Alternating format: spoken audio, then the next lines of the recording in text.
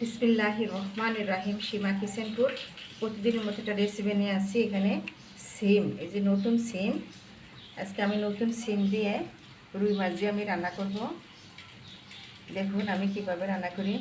এখানে আমি কয়েকটা রুই মাছ নিয়েছি আমি সিম, আলু দিয়ে টমেটো দিয়ে আমি আজকে জল পাক করবো। আপনারা আমার ফুল ভিডিওটা দেখুন। তো প্রথমে আমি একটা প্যান বসা দিয়েছি, এখানে তো আমি কিছু পরিমাণে সয়াবিন তেল দিয়ে দেবো মাছগুলো বাঁধার জন্য। তো আমার তেলটা গরম হয়ে আছে, এখন আমি সবগুলো মাছ দিয়ে দেবো। তো আমার মাছগুলো ভাজা হয়ে গেছে, এখন আমি সবগুলো মাছ তুলে ফেলবো। এখানে আমি বড় দুটা প্যাকেট পেঁয়াজ কুচি দিয়ে দিব। পেঁয়াজ একটু ভাজা ভাজা হয়েছে, দিব আমি 1 চামচ দিব আমি জিরার গুঁড়া, 1 চামচ দিব আমি ধনিয়ার গুঁড়া,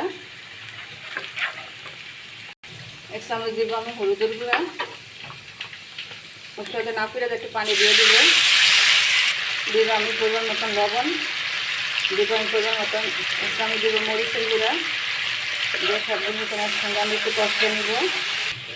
তো আমার মশলাটা এখানে আমি 7-8 মিনিট কষাইছি। এখন আমি সিম আলুটা দিয়ে দিব।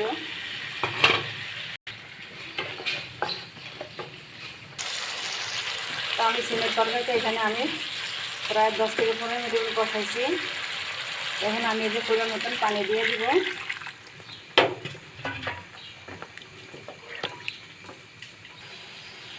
তো আমার তরকারিটা দিয়ে হয়ে গেছে, এখন আমি টমেটোগুলো দিয়ে দেবো উপরে।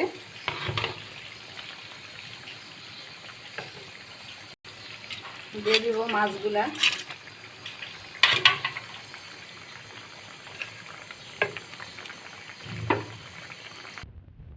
দেখলাম তো আমার এই যে সিম দিয়ে মাছ দিয়ে আমি এখন কিছু ধনে পাতা কুচি দিয়ে দিব।